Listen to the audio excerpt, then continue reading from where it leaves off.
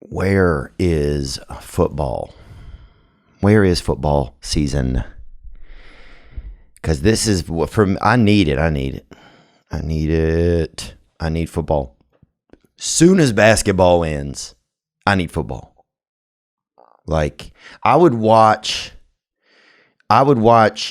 football players play football with a basketball right now. I would watch them play it with a basketball just even for a couple months until we can get a regular ball on the field. There should be a sport in between them where they have football players playing football with a basketball. So, well, I should have never opened my mouth today. Let's go.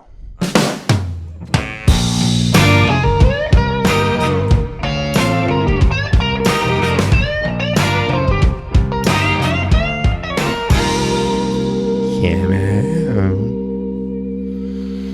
I'm just sitting on your front porch, wondering how could I be so far from my home? And my mind is somewhere else, but when I find it, I'll patch up where it's been blown. Now I'm just floating on the breeze, and I feel I'm falling like these leaves. I must be cornerstone.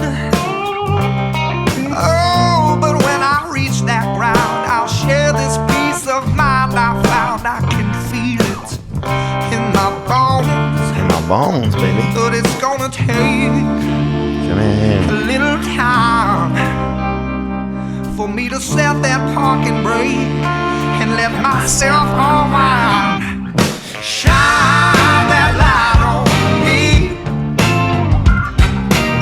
I'll sit and tell you my stories.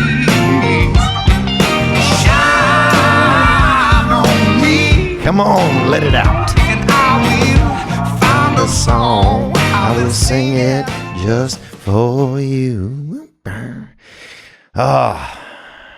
You know, we've heard that song so much, and sometimes in the beginning, honest, I love the song, and sometimes in the beginning I hate it. But then when it gets to that part,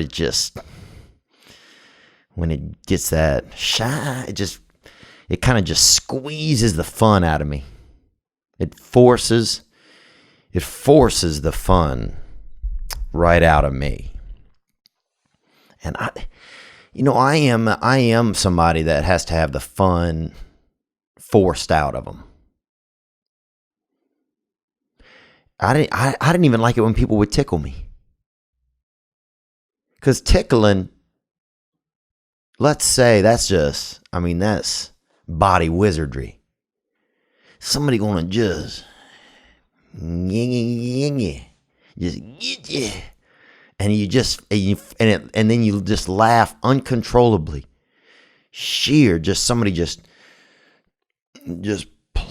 playing your joy, just playing the joyous, those joyous elements. Somebody just wiggling your little joy segments inside of you, and you remember when you get tickled, man? Getting tickled was crazy. Before you started doing sex or self-pleasure or self-touch, tickling, that was it really kind of was the closest thing. If somebody tickled you, it was like the closest, and you didn't know it yet because you were young. But, if I look back through my feelings, if you really go back, it's that tickling. Sneezing is one where you get where your body just has that rudimentary expulsion of just joy. And then full on, later on in life, full on, ejaculation or cum, body, that full body cum, you feel me? But yeah, remember that when somebody would tickle you? You couldn't control it. It's like somebody just hooked some jumper cables off of a damn Buick just right up to your rib meat and just shook you. That was always, and And if I was in a bad mood, sometimes I remember my dad would tickle me. And he wasn't, my daddy only had 9 fingers. So something happened to one of his fingers, and then he had 9 of them. And, cause you don't need 10 fingers. Let's be honest about that. Let's be honest. Like all of us right now, we have, most people have 10, and shout out to everybody with less, but you don't need 10 fingers, bro. Look at this. The one next to the pinky, you ain't doing nothing with that bad boy.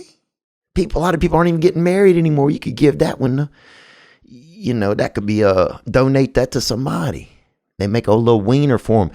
If somebody, in a lot of countries, if somebody doesn't have a wiener, they will use somebody else's finger and make that wiener. That's why sometimes in like third world countries, you come out of a coma or something and you got a new wiener on, and it'll have a marriage band on it. And you're like, well, what? At least take the jewelry off before you put on my new low body digit. But my dad only had 9 on him. He was running on 9, and he would tickle me. And it was only when I was feeling bad he would tickle me, and he wanted to make me feel better, And if you're a senior citizen, it's hard to make a little baby feel that good, and you almost really have to tickle him. But my dad would tickle me, and he only had 9, and he'd always be like, I can't tickle you that good. I only got 9 fingers. And he would tickle me. But I've always been that person. You got to force the fun out of me a lot of times. There's something inside of me sometimes where it's like, I don't want to have that much fun. Like I want to, but I don't want to admit it. It's like if I see somebody really feeling joy or dancing, I just have this anxiety, this insecurity, sometimes I'd almost rather just stay on the side and be, judge the situation. Because if I can judge something, it keeps me out of it. If I can judge something, it keeps me out of it. Like I hate to admit that I like certain things because I don't want to be I just want to be by myself sometimes inside. I'll do things, I'll go places and spend time with people, but sometimes there's a part of me inside of me that wants to just be by itself. And so then you got to squeeze the fun out of that part of me. I'm like that tube of toothpaste, and that thing is, you gotta roll the fun out of me. And then finally, I hate to admit that I'm having fun sometimes. I am having fun, but I'll be danged if I'm going to admit it. Because if I admit that I'm having a good time, then that means that we're both having a good time. And it just makes me feel, and if we're both having a good time, then let me think about this. If you know that I'm having a good time, then I guess part of me feels like maybe you're going to take advantage of me in some way. Not like sexually or nothing, but if you know that I'm having fun, or if I let you know I'm having fun, or that I'm experiencing joy, then you're going to see a part of me that I don't want you to see. Like if I let you see me having fun, then somehow that makes me, it's like a weakness or something. It's almost like you caught me without my shield and without my sword. And if that's the case, if I don't have those things, then you might be able to reach me. You might be able to reach me if I don't have up my judgment and my my face that's kind of like, yeah, they're having fun, but I'm okay right here. Man, I just wish sometimes that the inside of me could just behave the way that it's always wanted to.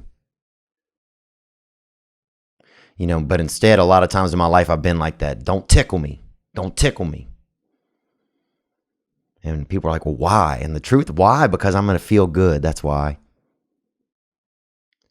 And somewhere inside of me, I'm so used to not feeling good that I'm afraid to even go there. I don't know. I've just been thinking a lot about, I didn't mean to divulge in all this kind of stuff, but I've just, I've been thinking a lot. I was talking a couple weeks ago, and a lot of people were responding, or, where we were all talking a couple weeks ago about like relying on others. I don't like to rely on other people. For me, that makes me feel weak if I rely on others, If I rely on somebody, if I let somebody know that I'm dependent on them, then, man, it just feels like a scary place to be. Because if I'm dependent on somebody, man, it just feels, it feels too heavy for me to do that. If I'm not dependent on somebody, then no matter what happens, then I don't know. I can't explain exactly what I'm trying to say, but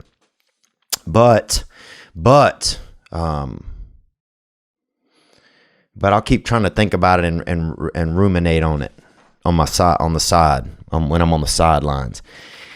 I just got home though, and I'm happy to be home, and it's nice. We got some new paint in the studio, so we got some nice baby, kind of like a baby blue paint in here, and a strong baby blue. Not one of these, these weak ass babies. You see some babies, they don't even, they got to crawl. I saw a baby a couple months ago. He was crawling. He had training wheels coming out of it, on the outside of his knees. Dude, what the hell? Your baby can't even crawl over there? I grew up crawling in Louisiana, bro, chasing shrimp in the yard. Bro, we grew up really, really in a rural area. They had ground shrimp. You'll see a ground shrimp, a little family of ground shrimp they got on bathing suits. They headed to the beach. They'd never even been in the water. You see a group of them. And Daddy got a big, thing on his back of luggage. But yeah, they got a lot of weak ass babies too. You see a baby out here. I saw a baby the other day. They gave a baby this baby had a rattle that it was like it had what was that on it? I can't even think of it, man. Fucking that baby. Whatever, man. But my dad used to tickle me when I was young, and it was fun. And it was a way, you just had to force it out of me. You had to force me to have fun. You had to squeeze. You had to squeeze. You really had to push me to get the fun out of me. And I wanted to have fun, but I just couldn't. I just was afraid. I was just afraid to really just have fun. I just really was afraid of that. I just got back from Canada. And Canada. And I want to say congratulations to the NBA champion. Oh, dang it. I'm about to call the damn police on myself. But Toronto Raptors. The Toronto Raptors, they won. Did you see that? And I loved it. I love it when an underdog wins. I don't care who it is. I love it when an underdog, if a one-legged guy wins a damn raffle, I'll stand up and fucking cry, bro. Because me, I'll sit down and cry all day. Hell, you've seen the podcast. But if a one-legged guy wins a raffle, I will stand up and cry. I just love an underdog.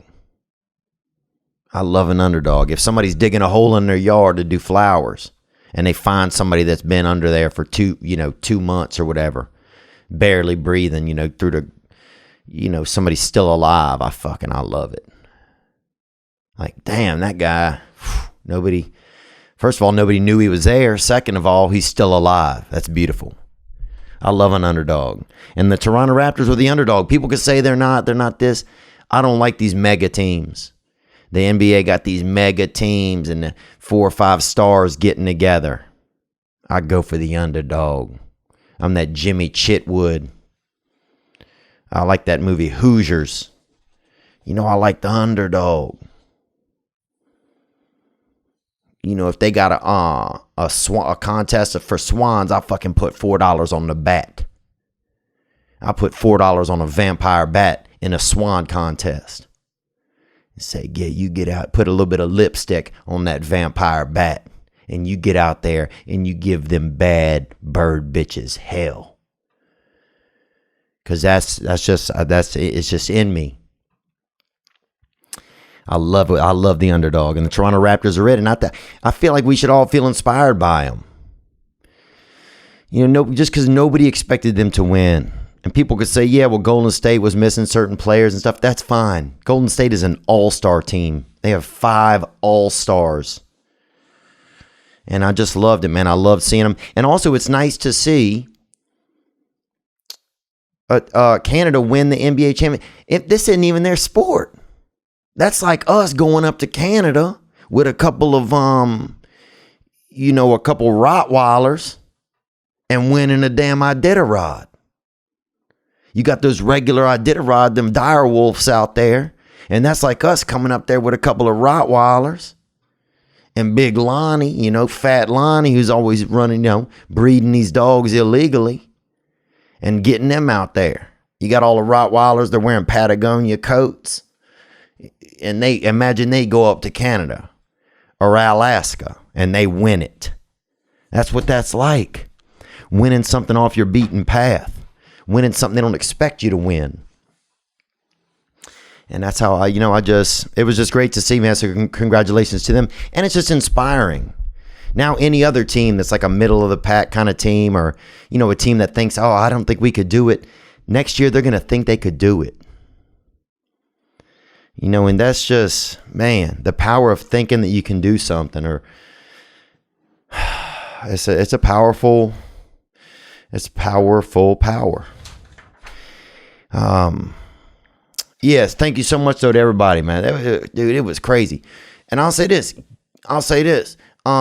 Getting into Canada is the hardest country to get into in the entire world.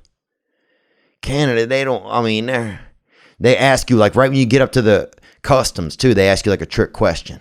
When was the last time you've been in the sand? Like, fuck. I got cocaine in my pocket. You know what I mean? You'll answer. You'll never have even used cocaine, and you'll just, yes, sir. Bienvenue. When was the last time that you saw Harry Potter and the Sorcerer's Stone? You're like, my sister's a lesbian. You'll say you don't even know what the hell is going on. Like, they're like, okay, oh, thank you. What brings you to Canada today? Business, pleasure, prostitution. And you're like, I'm allergic to applesauce. Dude, they put you on that hot seat. How many times have you touched yourself in the last month? You're like, and the guy's like, I need to know an answer. You're like, I'm still counting. But dude, it's like going ahead. It's like the pearly gates. A lot of heaven, the book of, some of the Bible could have been written about Canada. You go up, bright light, there's gates. Not sure if everybody's getting in.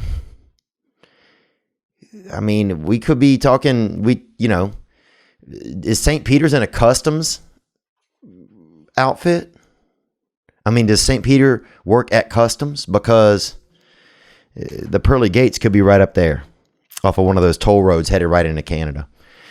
Went to Vancouver and then came down and went to Seattle. Dude, that show was fire. And it was so great, man. Oh, and Trick Lung Mickey came out too. I think we'll try to put a picture of him in on the YouTube. Trick Lung Mickey came out. And he was doing great, man. He looked good. He looked like one of the people from The Outsiders. And so it was beautiful to have him around. And yeah, just a lot of good people. And I want to thank everybody from the Patreon who supported. We gave away this weekend. I want to say almost almost maybe $4,000 to single dads. And and that's cool, man. You know, and I'm not saying we're cool or anything like that, but it's cool. It's cool that we thought about them and that we did it. And so I just want to thank everybody, anybody that listens to this podcast, anybody, you know, that's what we put some of our earnings towards. And it was just exciting, man.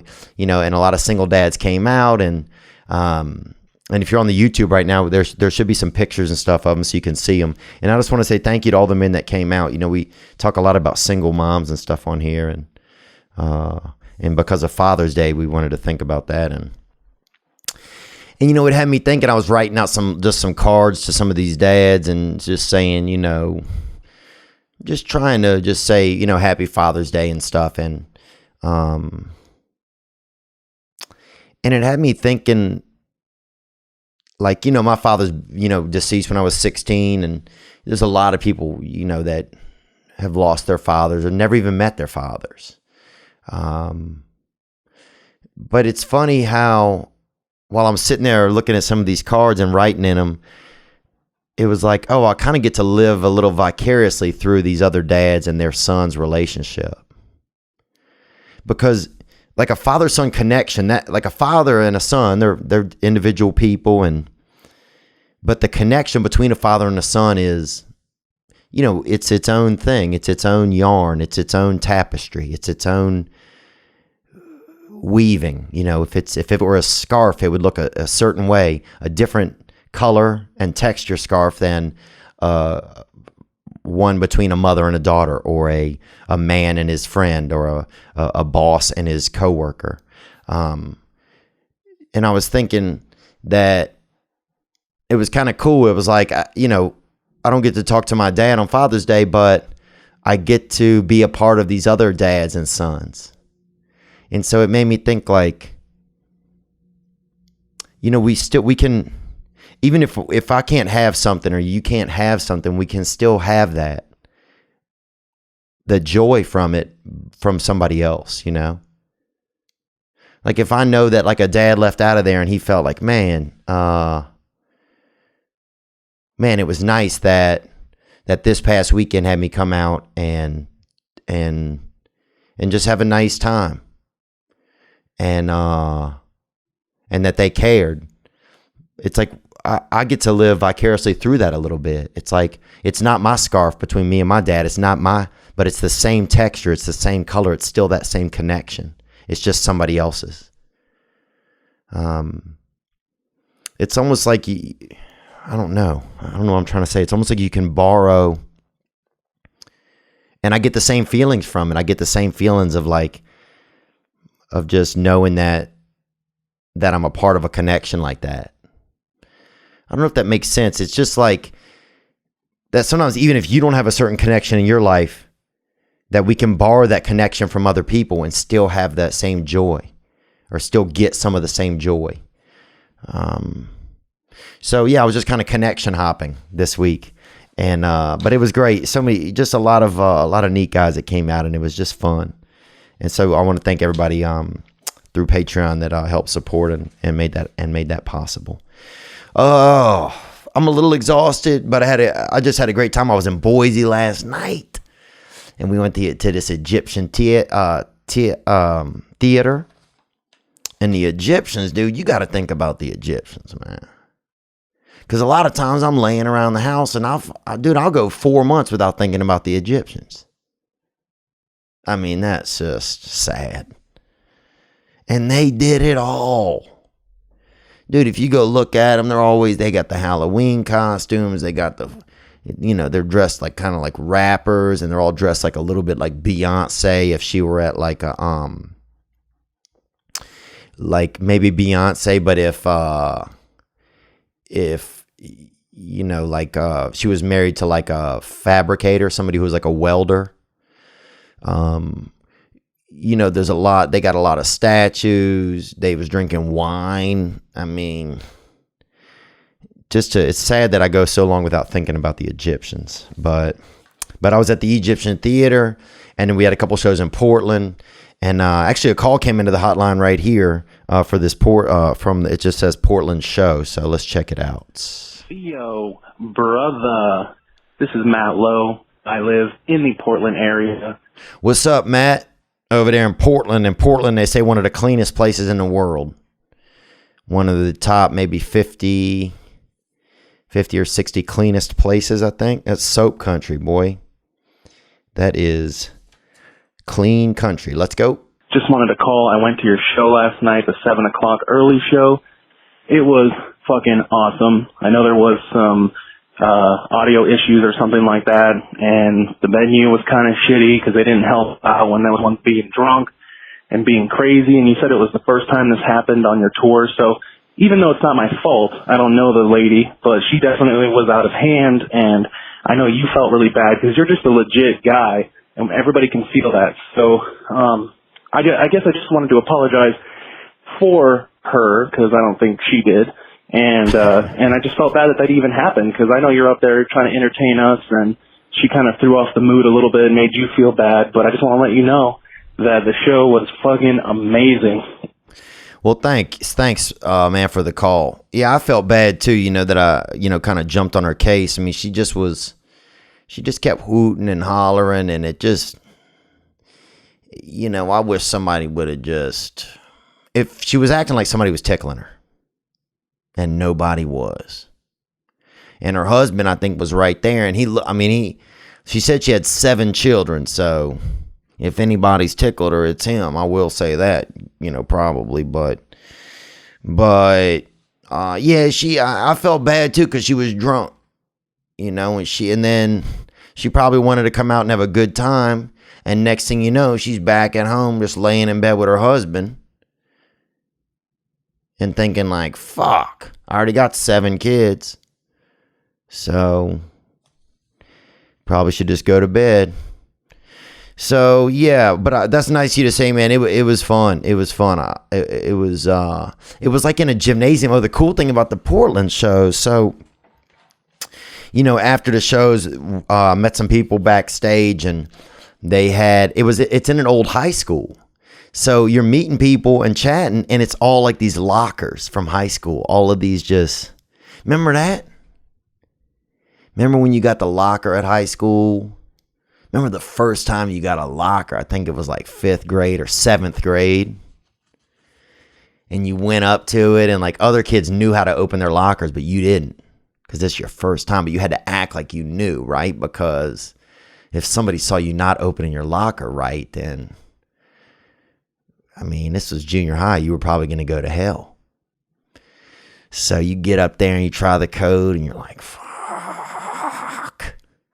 Dude, one kid I remember, bro, this real skinny dude that lived by us named Gabe, he got in his locker. And we fucking never saw him again. He just got in there. I'm like, Gabe, what are you doing, dude? He said, I'm trying to get some peace and quiet. I was like, all right, man. You missing math, but whatever. If I remember you had that locker, you opened it up, and there was nothing in there. There was like some gum, and there was like some dirt a little in the bottom, or some rust maybe, and you put a book or something in that bitch, close it, and never go back to it. That's what I remember. And instead, I would just carry like 60 pounds of books on my back all year round. Because it was just hard to get to your locker. And then you put some gym clothes in there, and this thing stunk. Dude, you put some gym clothes that was real fertile in there. Because this is 7th grade. You got, you have body. You sweat. Even your sweat has probably a little bit of seed in it. A little bit of ejaculate, So you put a couple of sweat, shirts in there, and this couple dirty socks. You come back a month later, they got 6 little socks running around in there. Maybe throw a little bit of, some bird seed or some pine nuts in there for them for snacks. But yeah, a locker was crazy. You just open it up sometimes and write like a dirty word in it. Tits. Bam. Close it up. Lose your code, have no idea. Couple kids at our school put their books in. Never even went to class, left school. Went and got a job doing construction with their father. But thanks for the call, man. I felt bad that, I don't know. I mean, look, it's a show. People come out, but the lady was just so drunk. That was the thing. And she just, I felt a little bit bad for her, and I didn't know how to handle it. And I'd had a long day, man. I'd had a long day. We had to go through customs, and all I had to eat was some damn donuts. And that shit, I mean, quit my keto diet about 2 weeks ago. And I was just, it's hard when you're crossing the border and all you got is a couple of, sugar treats for yourself. Let's take another call here that came in. The hotline, as always, is 985-664-9503. I'm a little bit exhausted today, but the new studio is coming along good. We got this beautiful paint in here, and I'm just so grateful to my producer, Nick. And y'all, a lot of y'all know Premature Nick, and he's been through a lot, and he really put this place together.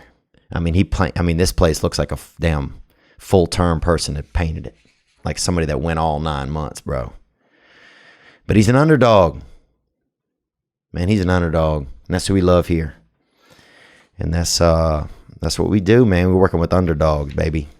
Oh, let's take this call. Hi, Theo. My name's David. I'm out here in Vancouver, Washington.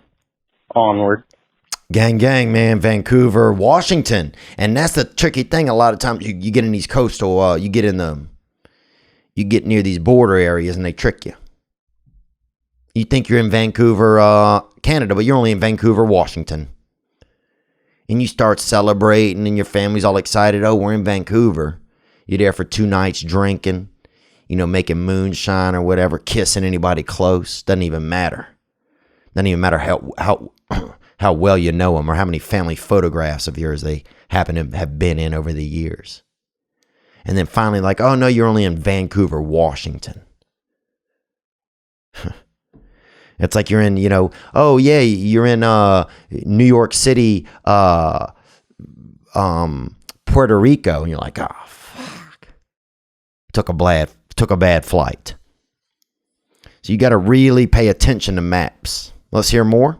And you just recently came through Portland, and you issued a request for us to put in nominations for dads because it's Father's Day. Oh, yeah, man, and happy belated Father's Day to you. I nominated my friend who had sole custody of his daughter, and he raised her from a little infant, and you chose to give him tickets, and he brought me, and we had a great time, and my buddy just had a blast, and we actually got to meet you at the end of the whole thing. We were the first people in line. We just got treated great, and we shook your hand, took some pictures with you.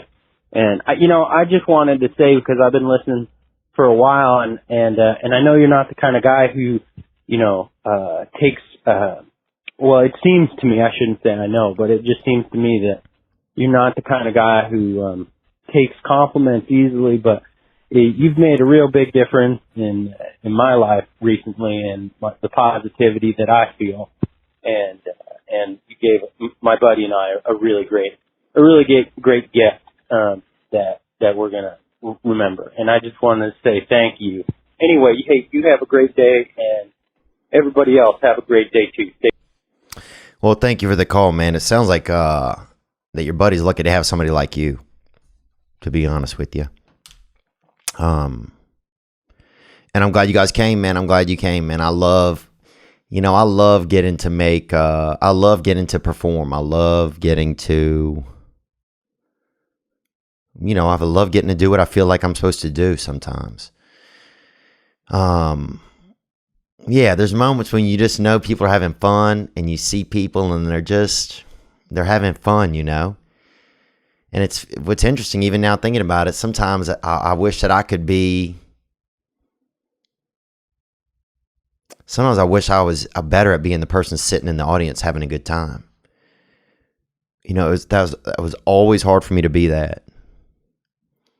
I don't know. It's so crazy because I was just talking about this at the beginning of the show and just thinking about it, but. Yeah, it's like you always had to squeeze the fun out of me, man. You always had to, I was afraid to let people see me having fun. I was afraid to almost let my body feel me having joy, having laughter, just because it was going to be like such a foreign thing. I never thought that maybe one of the reasons why I even get up on stage is because when I see other people having a good time, man, I just can't explain it to you. Like, when you see somebody and you see them and their buddy laughing, and it's funny because sometimes during the show, different people are laughing at different things. One person laughing at a joke, one person laughing at a reference from the podcast, one person's laughing, and you can tell. You can tell at a certain point, say if you're a stenographer or somebody, or you can tell, or you're a typist or whatever, you just know where all the buttons are. You kind of know what's going on out there. And sometimes you can tell, oh, this person's laughing for this reason, and this person, they saw that, and oh, this girl in the front, she hadn't laughed the whole time, but she finally laughed right there, and that maybe that little movement got her.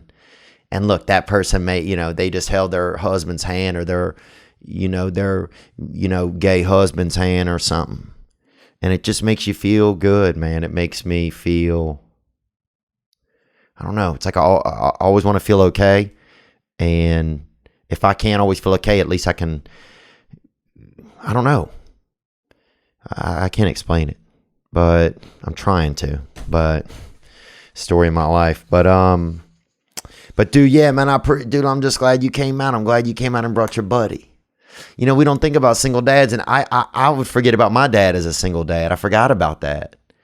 I lived so much with my mom, and my dad lived in this apartment. He lived in a real, like, just jacked out shack. They had people jerking off in the yard. I remember we used to watch these guys kind of jerk off out there, and one guy would always bury it in the ground, after he did it. And I don't know, and they had guys would sometimes knock on the door and ask my dad for money, and then one guy stabbed him one time with a screwdriver.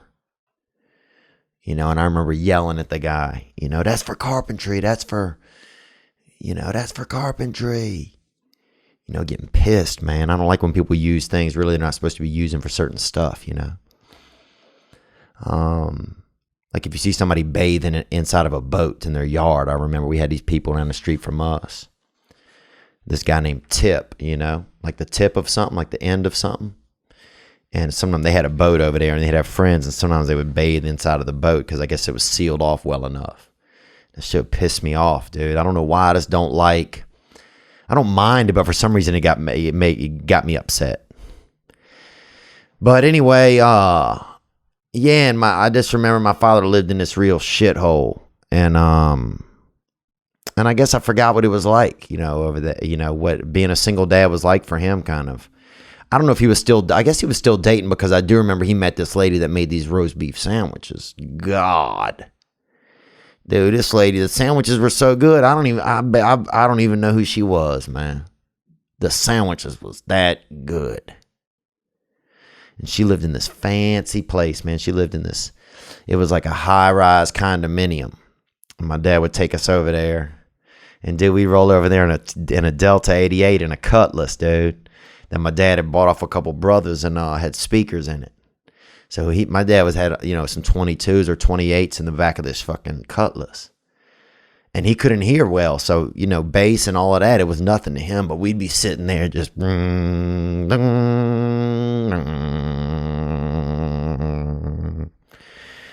it was always like oldies music, Don't step on my tutu. Or it'd be like Paul Harvey, who was this old radio host. He'd be like, Paul Harvey, good day, good day. He just had this bassed out fucking unit. And he would roll us kids over there. And the lady's name was Maggie. That was her name, Maggie Zeppernick. I just remembered. And man, she made this, and she had the house had high ceilings in it, and the walls were painted pink. And like a nice pink too, not like, because rich people have like a colors of paint that you can't get if you're poor. Rich people, they have, I don't know, this paint looked like it looked like it was just made out of just newborn female babies, like that color. Just that color you see at the hospital. That's the pink for a girl and a blue for a boy. And it was just fancy like that. And because, otherwise, dude, when we grow up, you get hot pink. That's the kind of shit you get. Hot green. Like when you grow up in a regular area, boy, you get some fucking hot orange. You're like, damn, this shit is hot. Sometimes the colors you put the jacket on and it's fucking hot. But you get that electrics, you get that, a lot of safety wear. The poorer you get, the more colors your shit look like to make you not get hit by cars at night. You ever notice that? If you real poor, you'll see that bright green shit or the bright orange. You're like, damn, they know that person going to be out at night and they want them to be safe. But this lady had just high ceilings and she put this pot on the stove and put some roast beef in it. Dude, when she started the roast beef, I would be probably 90 feet away from the pot.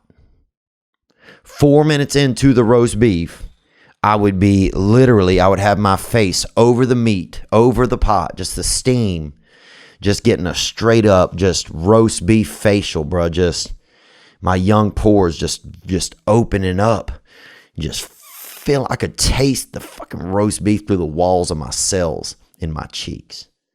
I wanted that roast beef smoke to just fester inside of my fucking jowls, boy. Dude, I could have spit I could have spit a 6-inch roast beef sub, right? I could have spit one off the balcony. This shit was just forming in my mouth. I could feel it. And when that stuff was done, we would sit there, man, and eat the roast beef sandwiches. And man, they were good, and we felt like the richest people ever. And we would go sit outside on the balcony, and she had this big balcony. It was like on the 12th floor. It was fancy, right by the Mississippi River. And we would watch the tugboats go by. And man, we would just make up things that were on them, shoes, toilet tissue, all kind of things that had come down from up north, caramel.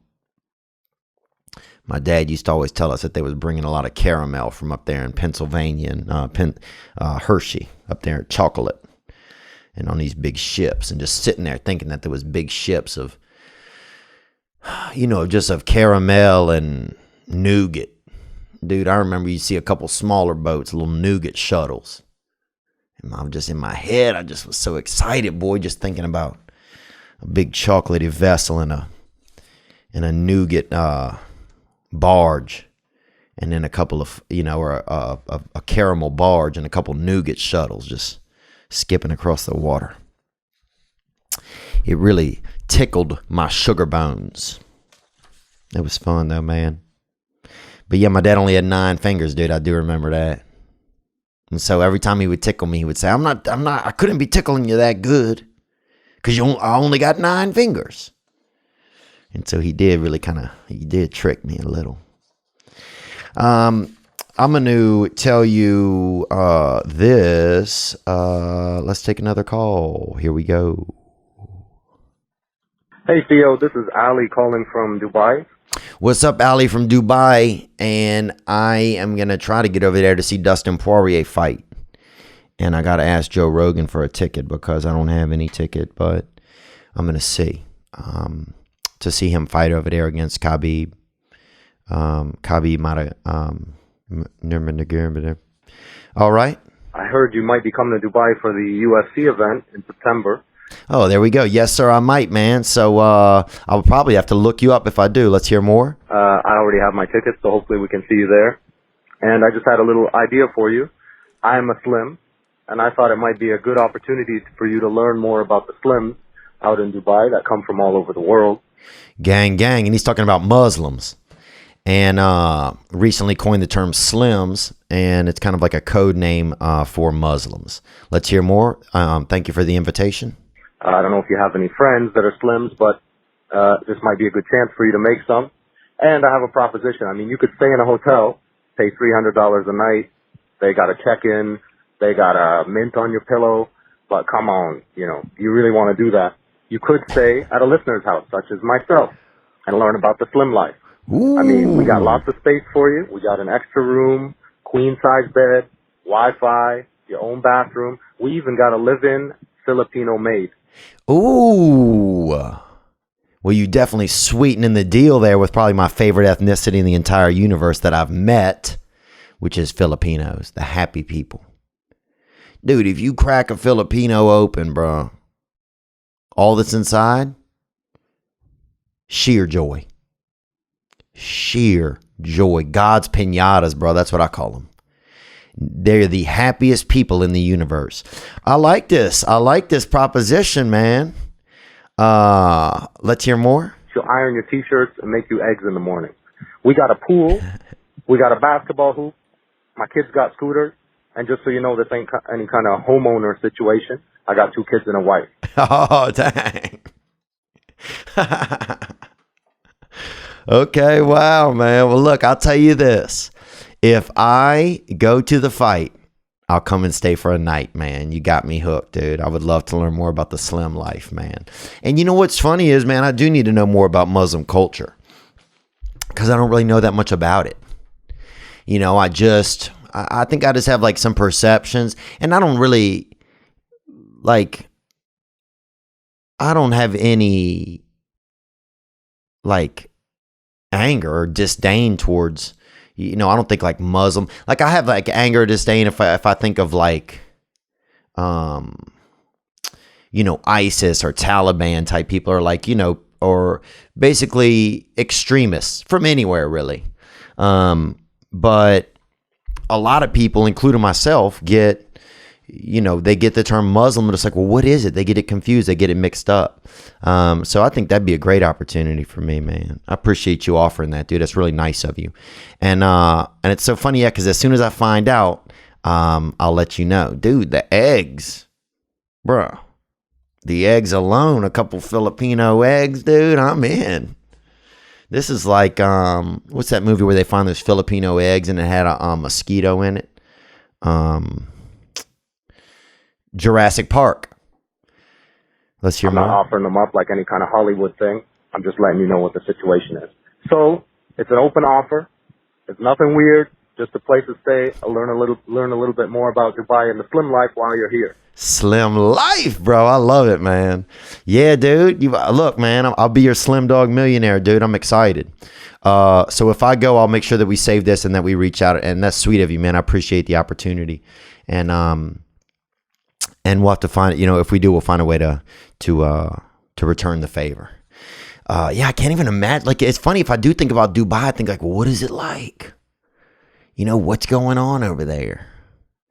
So that's one of the main reasons. I mean, obviously I would love to see the fight, even though I get a little bit scared at the fights, but I think it would be great to go and just see kind of just what that environment is like over there. Because I can't even imagine.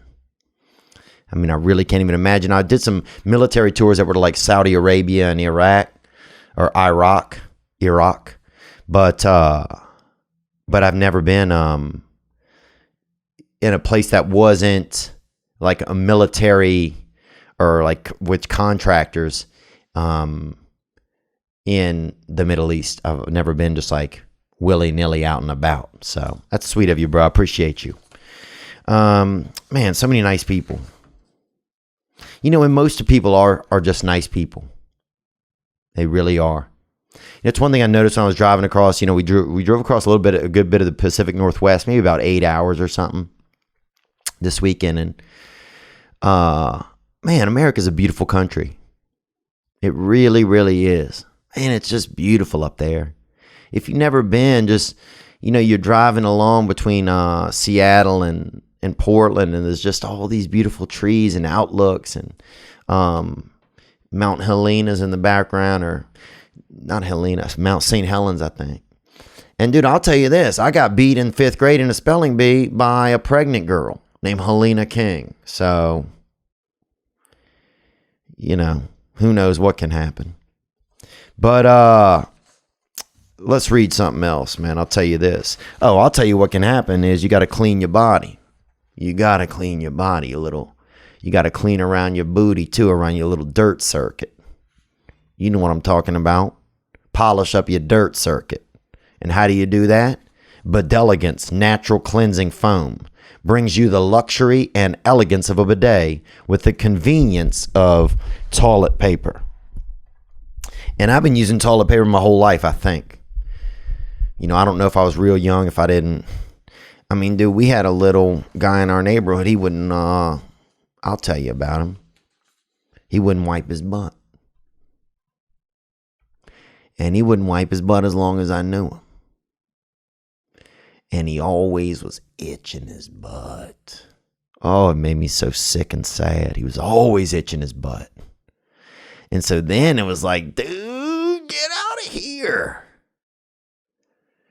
And he would always try to tickle you as well. And I don't like that, man. If somebody's, you know, if somebody's got a bunch of duty on, you know, like they've been touching their butt and they try to tickle you. That's silly. That's silly to me. And I'm not saying it has to be to you. That's just my perception. But Bidelegance is that natural foam cleanser. That natural cleaning foam brings you the luxury and elegance of a bidet with the convenience of toilet paper. They got that hitter right there, that bottle, Bidelegance. Apply Bidelegance moisturizing, cleansing foam to toilet paper and to wet, clean, and dry your private areas. So you can clean your privates, baby. You know what I'm saying? You could trim your hedges, baby. You could tighten up that dirt circuit, both front and back. Ladies, too, go on, brush your bodies off. Bidelegance. Better than both dry toilet paper and wet wipes. It's cost-effective, anti-inflammatory, soothing, keeps your hands dry. Here is a reviewer from Amazon, Marissa. 5 out of 5 stars. 3.25 stars. Sorry, that's from an old TV show. Marissa, 5 out of 5. Elegance. I purchased this product due to Theo Vaughn recommending this to me on his podcast this past weekend. He said that if I couldn't afford a bidet, this would be the next best option. And I can't afford a bidet.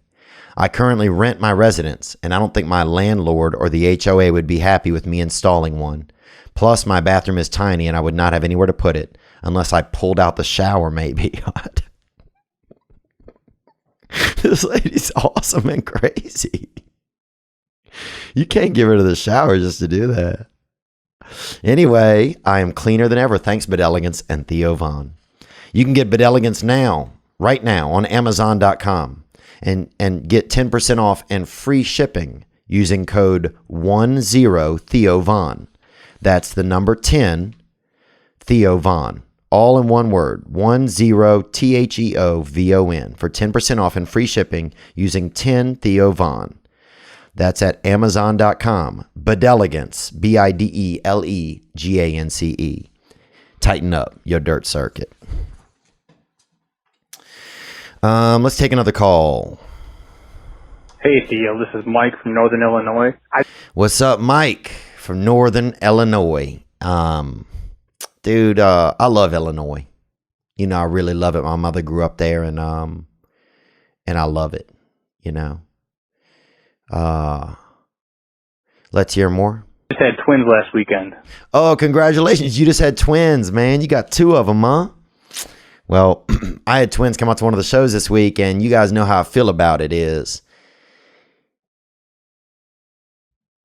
they should really kind of just have one of them around. I mean, I shouldn't say that because these are newborns. Let me hear more, brother. Onward. 1 boy, 1 girl. Okay, well, that's a little different. If you get 2 boys or 2 girls, I think you got to make them fight. This is babies 3 and 4. We tried for a third. We got a 4th. The reason I'm calling is I have a question for you. Oh, yeah, baby. You want 3, you'll get 4. The Lord does math, brother. The Lord does math. A little bit of a dilemma with the wife. Now, she wants to formula feed. The reason why she doesn't want to keep pumping is because when they get home, she wants both of us to wake up in the middle of the night to feed them with bottles. And I said, keep pumping then. And I'll wake up with her. I'll get a bottle. We'll each feed a baby.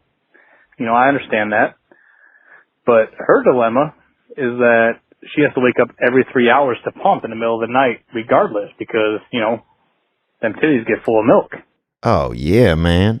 That's your wife turns into a damn leche chevron, brother. Jesus Cristo, man.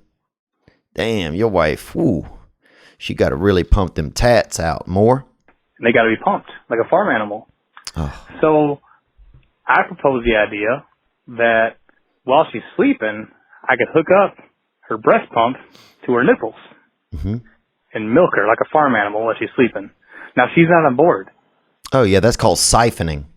And we used to do that sometime. We would sneak around the neighborhood and steal radios out of people's cars and siphon gas out of their tank.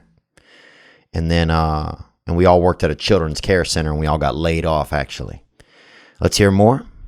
And I need your help to convince her that this is our best solution. Because formula is $400 a month.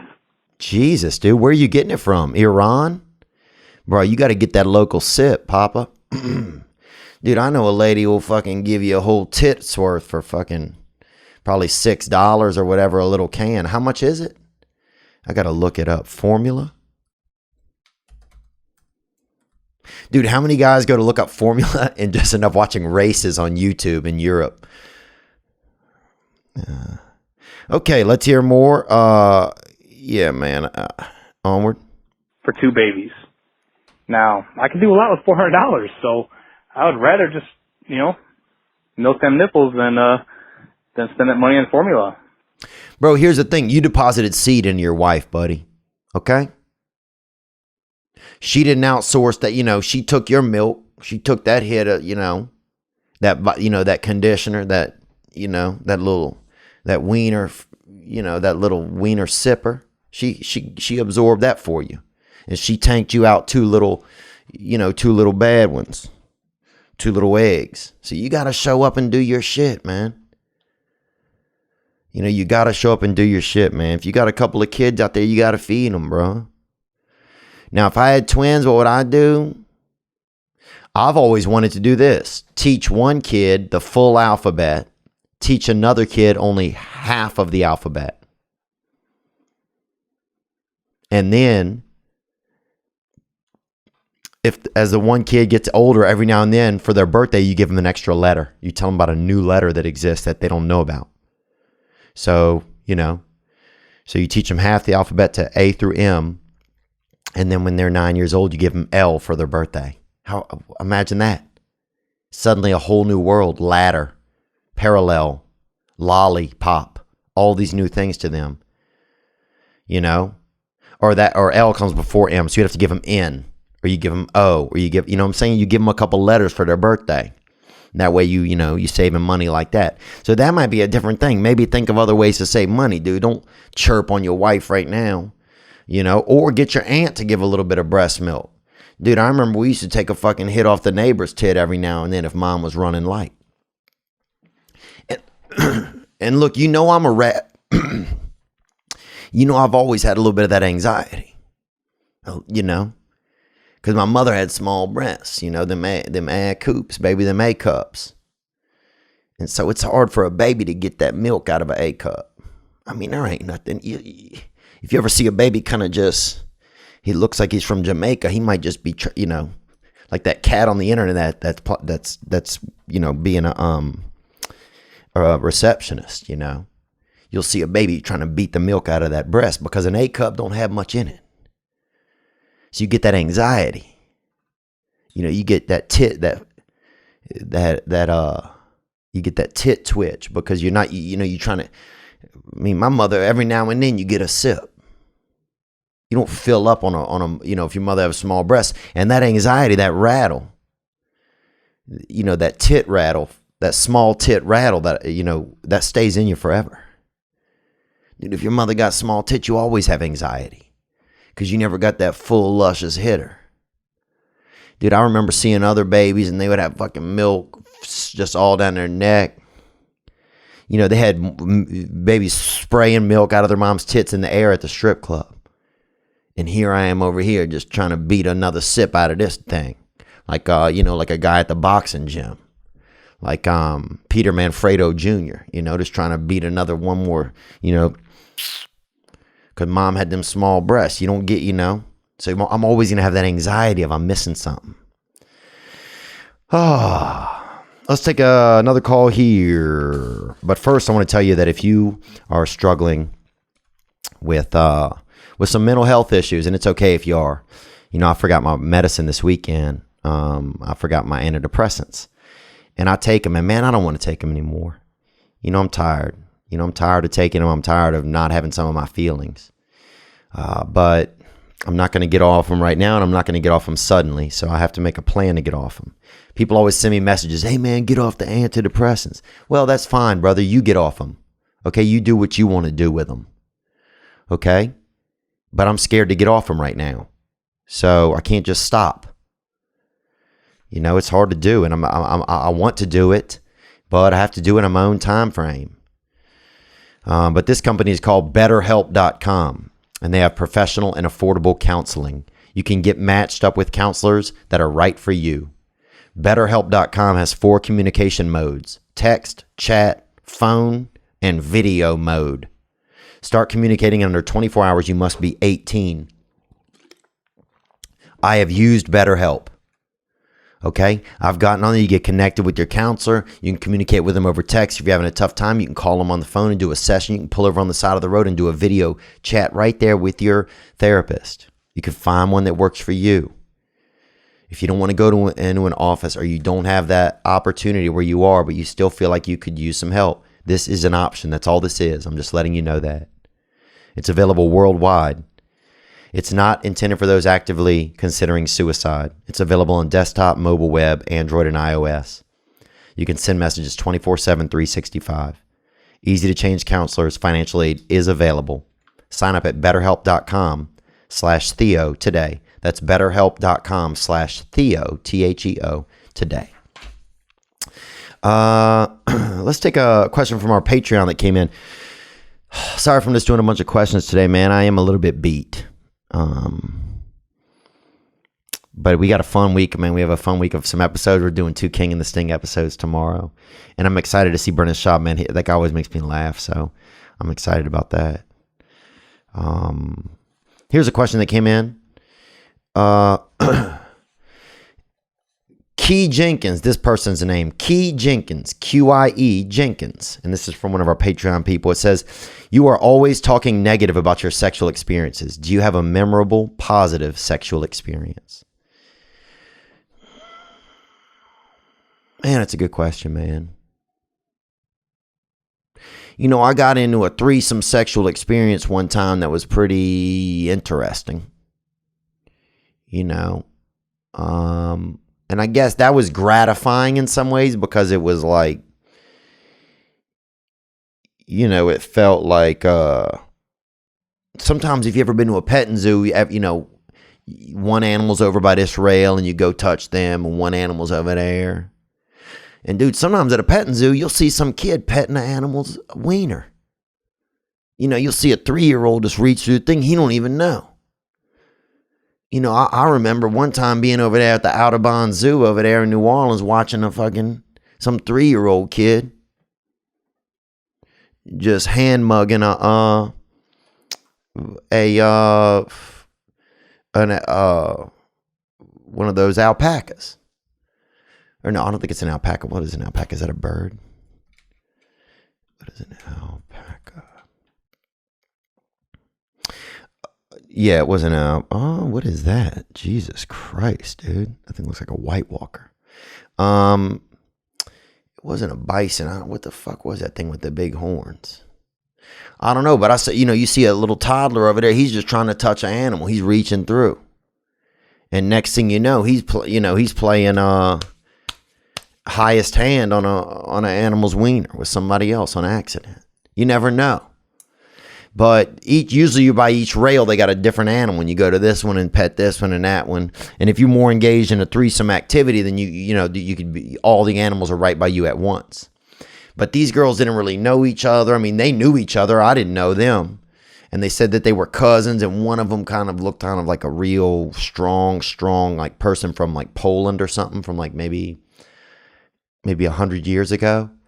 And the other girl was real. She was cool and stuff, but she also wore a backpack the whole time while we were hooking up. So I don't fucking know, man. That wasn't that good, I guess. Do I have a memorable, positive sexual experience? You know, I enjoy sexual experiences, but I really have never really felt that comfortable, to be honest with you.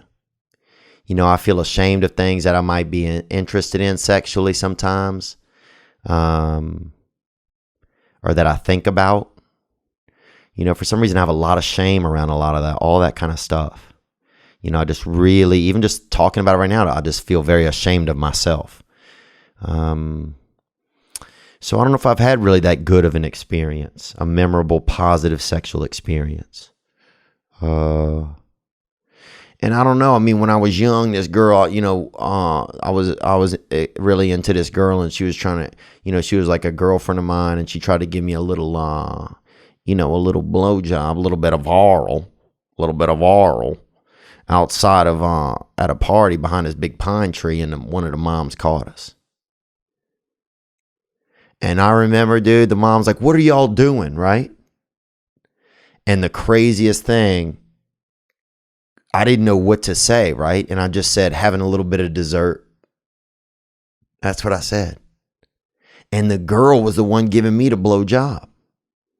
And I didn't even mean it like a joke. I was just trying to lie because it was a birthday party. And I knew there was cake in the other, you know, in the other area where people were eating in a carport. She's like, "What are y'all doing over here?" And I was just having a little bit of dessert. Meanwhile, this girl's giving me a blowjob or trying her best. And also, we were both young, so you can't, the girl's trying her best to give a blowjob. Neither one of us barely knows what we're doing. You know, she's giving me a blowjob. I'm praying that it is a blowjob. Like, we don't even know what's going on. So, here's another one that came in. Michelle Mildred. I'm a newly single mom. Little baby born 3 weeks ago. The paternal side, the male side, decided not to be involved. As someone raised by a single mom, what advice would you give me?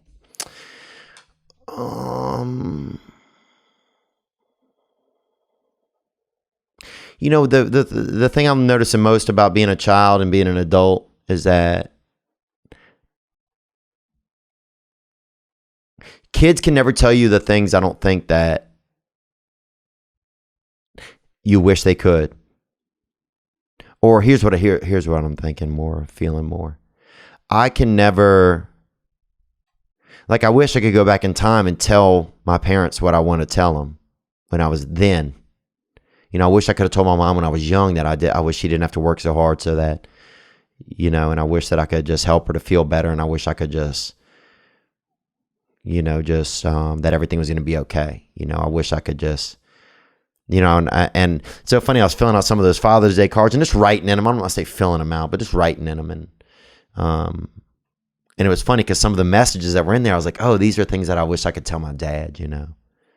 So I think some of that, I think you may never hear from your kid what you want to hear from them until later on in life. That's what it seems like to me. You may not hear from them later on in life, but just be patient, you know, because they're trying to learn too while you're trying to learn. And maybe try and let them have a world that's like a safe place where they don't know about everything. They're already going to learn so much with the internet and with social media and everything. Try and see if you can have a world with them where they don't have to have all that immediately. And just try to laugh with them. You know, and they can have fatherly figures from other places and try to cultivate that, you know, be aware of it, that maybe some men might be dangerous people or touchers or something. But some men might be decent people, you know, who aren't trying to touch your kid. And don't make that kid be like, you know, let him get into some stuff. It's okay. He's going to be okay. You know, he's durable, you know. And ask him how he feels about stuff. You know, nobody ever asked me how I felt, and so I didn't know if I was even allowed to feel. And then I started to think that my feelings were just these things inside of me that were wrong or that were uncomfortable or that I just didn't know what they were. So those would be some things that I think might be neat. Let's take 2 more calls right here.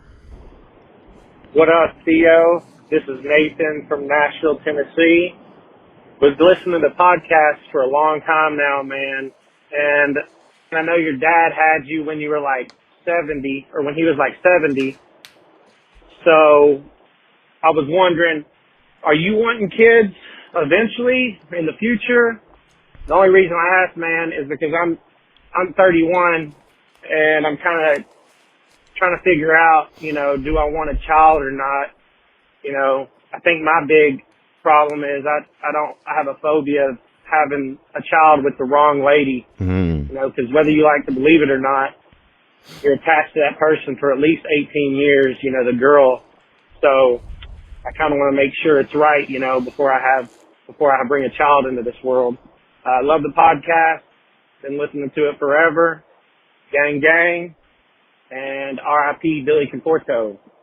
Oh, man. Yeah, R.I.P. Billy Conforto, man. Thank you for saying that. Yeah, I was just thinking about him the other day, dude, and I think I was on some somas one time, and he might have tried to kiss me one time. But I'm also not sure about that. But anyway, I'm thinking about putting some shirts up that are Billy Conforto shirts. And then maybe we could surprise his mother with some of them if we may raise some money from it, or donate the money to dogs. I know he really loved dogs. Let me say this, man. I think about that too. It's funny you say you're scared about it, and it's funny you say you're scared about having with the wrong person. You know, it's like, I almost wish there was an app where it's like, do you want to have kids? I want to have kids. And just co-parenting.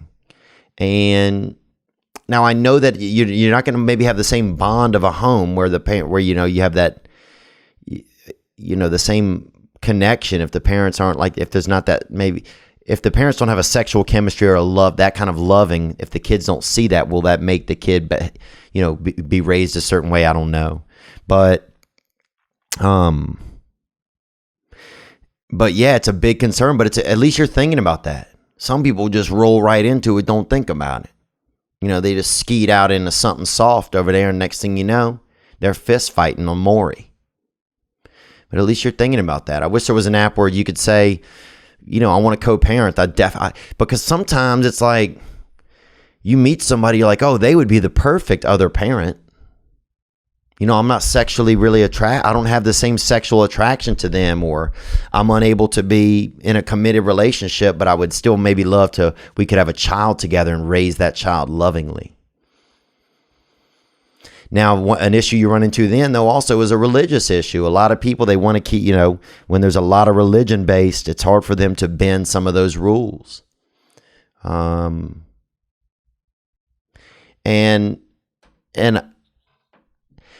my only thought to that would just be that if it's a loving enough space that I think your higher power would understand. You know, if a husband and a wife aren't married, but if you could still live together, you could still say, look, this is the mother of my child, or the mother of my children. I'm the father of her children. I'm the father of her child. And we live together, and we're great parents. She dates. She has maybe a dating life, and I have maybe one.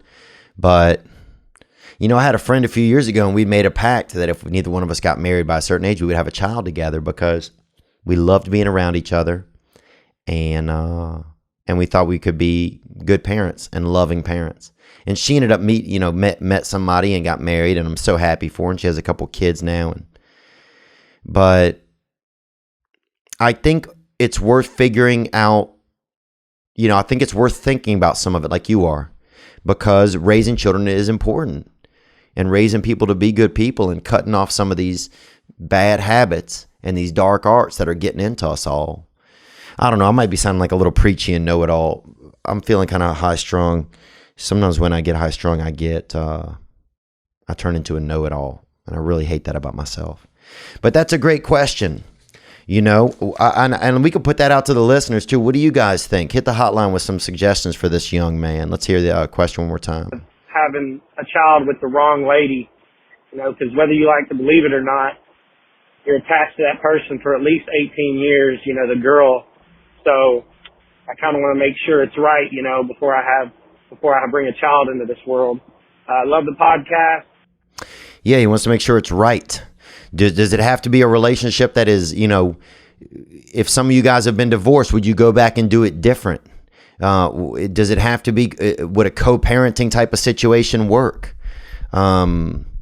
Those are just, you know, you can field some of those thoughts and hit the hotline 985-664-9503, and we'll put a couple of the answers on next week's episodes, or a couple of the suggestions. But I don't know, man. I think the only suggestion that I have is, because I don't have any children, but I think about it, but it's also very scary to me.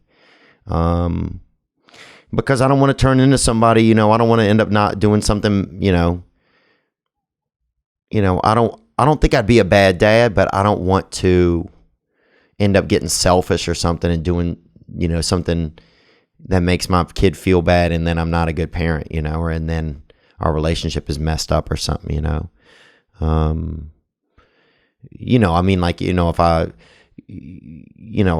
if I cheated on my wife, or if I ran, I don't know, all that kind of stuff really spooks me out, about having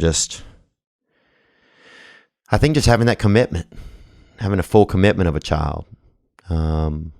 And maybe that's selfish, and if it is selfish, I'm not saying that it isn't.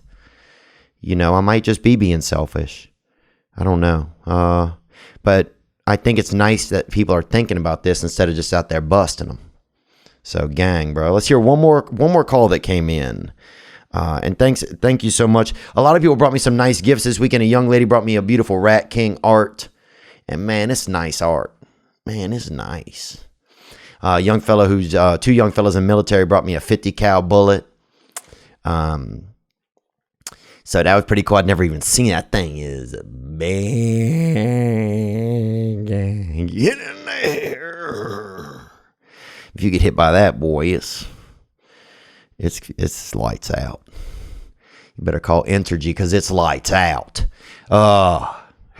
And then what else? A couple of other nice things, man. A book a gentleman gave me about clavicles, because I got them sea babies up here. And man, I know I'm forgetting a couple things, and I'm sorry about that. It's nothing personal.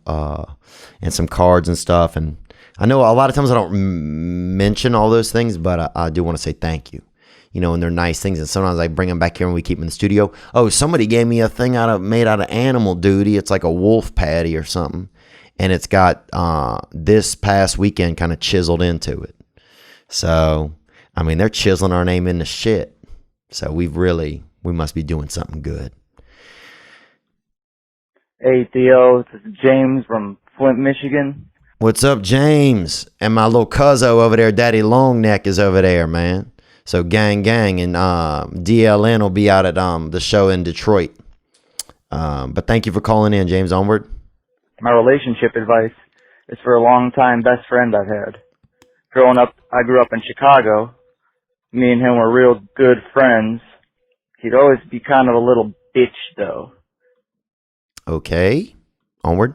Always talking smack, kind of, but then standing behind me, wanting me to fight his fights. Oh, yeah. That's fun to do that. Onward.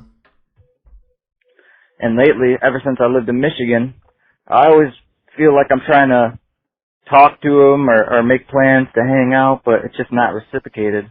I don't know, man. I just don't know what I should do. I was just calling to hear your thoughts. Every time I try and make plans, say, hey, man, you want to hang out? Long-time best friend. Knew him since we were kids. First friend even. Invited him to be the best man at the wedding. Didn't show up. So I don't know, man. Just wondering what your thoughts are about that. What would you do? Gang, bro. Thank you for calling. Yeah, it sounds like you might be a stalker. If you keep, hollering at your boy and he ain't showing up and he ain't reciprocating, it sounds like, is this even your friend, man? Is this somebody you just knew? Is this somebody you've seen on the internet? That's really a question you have to really consider for yourself, overall. But also, I think about this. I have friends sometimes. I call my friends, I feel like, a lot. And they don't call me, I feel like, as much. And that's okay. And some of them probably feel the same way about me. Some of them probably feel like, oh, I call him a lot. He don't call me much. And,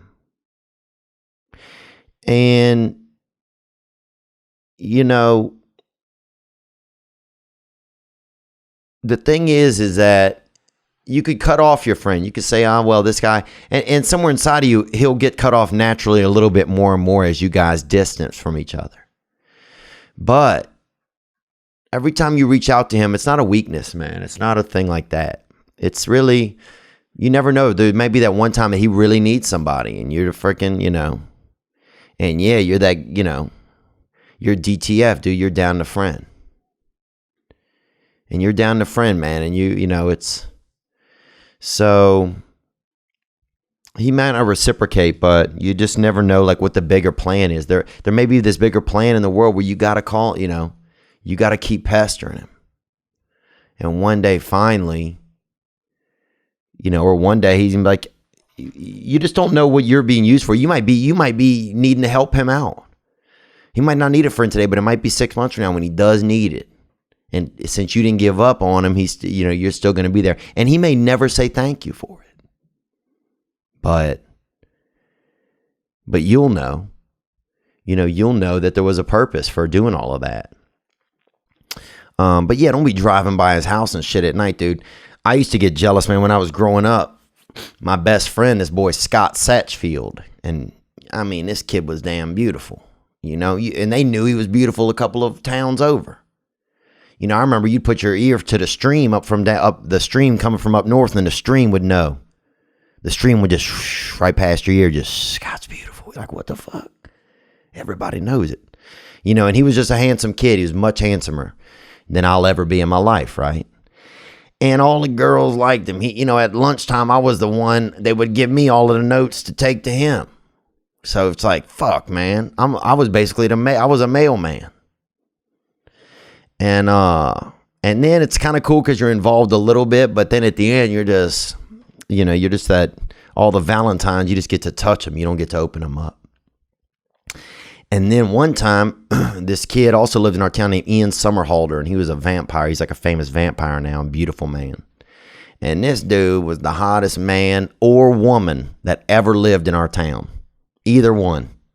Dude, this dude, I mean, if you looked at him, he was so hot, you saw tits. That's how hot he was. You're like, damn. You saw bikinis, you saw everything. He was just, and they became friends at one point. When I was a kid, they became friends. And man, I was so upset, dude. Because I hated the way I looked so much, I couldn't have ever competed with them. I just couldn't have ever done it. I just didn't have any. But anyway, my friend Scott and I, we patched things up. It was 5th grade, 6th grade. But then years later, we went for like a year without talking. We just went our separate ways for a bit, and then we came back together. And these days we're really close. And it's like, sometimes you just don't know, like, the path of friendship. And sometimes when other people are letting us down, the thing we have to try and do, even though it's hard, is just be loving. Is just be loving instead of holding that grudge and it's hard, man. I'm not saying that I do it, but I feel a lot of times like it's the right thing to do. So just keep calling them and keep checking in. That's all. That's probably what I would do, honestly. I mean, but yeah, don't be hiding in the dude's book bag and shit when he goes to does homework. And when he goes to does homework, you pop out and shit. Dude, that's illegal. So. But yeah, you never know when somebody's going to come along and try to get the feels out of you. Some people, you might be the one trying to squeeze the fun out of your buddy. Maybe he never wants to do anything. And then one day he's going to be like, I want to do something today. I want to have some fun. And you're going to fucking call him, bro. And y'all going to be out there at a Goo Goo Dolls concert. So anything is possible. And that's what I'm saying with your daddy bear. Is that you never know. You might be the force that's squeezing out somebody's fun. So don't take your fingers off their ribs, bro. Just hold the line. You can do it. And years from now, he might return the favor. It's just, we don't know sometimes what the bigger, why everything's getting put in the soup.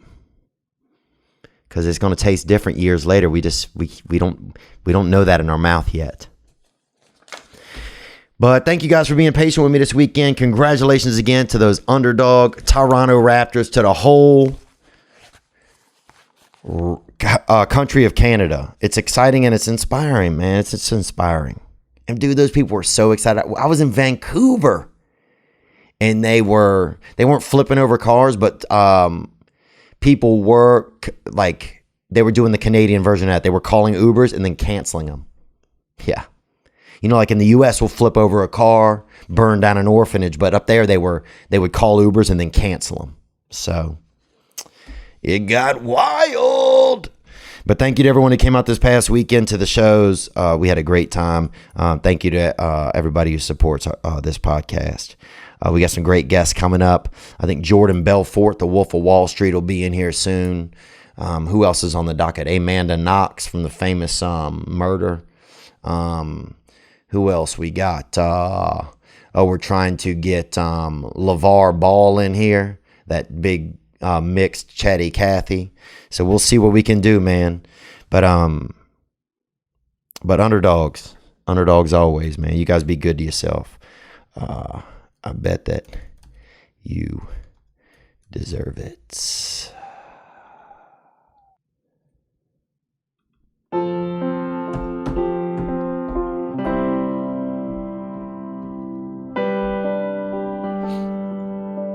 And this song is Making It by Bishop Gunn. I ain't seen home in about 100 days. I can almost hear mama pray for my restless soul. And I ain't made $1 I ain't spent, but where it's going ain't killed me yet. I still get where I'm bound to go. We're lucky to be alive, man. This is it. This is life. I'm making wrong feel right. I'm making it, and if hell's where I'm headed there, I'm making good time. And you're making good time, you know. Don't be too hard on yourself. We can do this.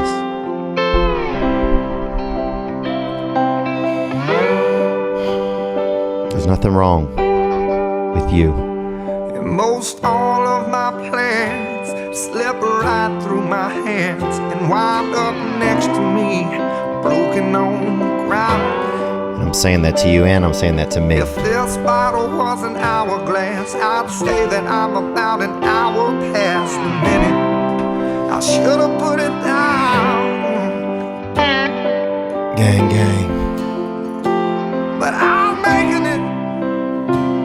I'm making wrong feel right. I'm making it, and if hell's where I'm headed there, I'm making good time.